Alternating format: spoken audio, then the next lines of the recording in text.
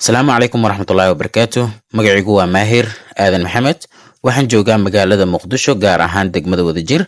Waxaan ka mid ahay ardayda wax ka barata Kulmiye Private School. Run ahaantii baahida gaarka aan qabay waxay ahayd in aan luqadda Ingiriiska barto.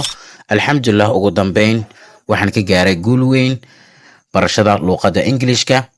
Kulmiye Private School intaan dhiganayay kooraska buugaagta aan ka iibsaday waxaa ka mid ah buugaagta grammarka, sidoo kale buugga aadka ii caawiyey oo ah buugga topicska iyo buugaag kale intaas ka badan. Waxaan leeyahay ardayda kale ee jecel barashada luqadda Ingiriiska ama danaynaysa inay bartaan ama ku hadlaan ama qoraanba luqadda Ingiriiska in ay kusoo biiraan ama iska diiwaangeliyaan Kulmiye Private School. Waxaa sidoo kale halkan ugu mahadcelinayaa my teacher Omar Maxamed Ali oo si weyn ii garab istaagay markii aan u baahnaa barashada Ingiriiska. Aad iyo aad ayaan kaaga mahadcelinayaa ustaad. Run ahaantii isma dhihin luqadda Ingiriiska aad ku hadli doontaa, waad qori doontaa, misena waad akhrin kartaa.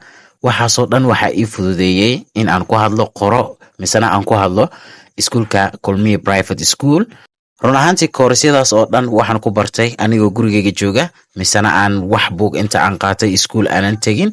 Maasha Allah, ugu dambeyntiina waan ka guul gaaray oo guusheyda miraheeda hadda ayaanba guuranayaa.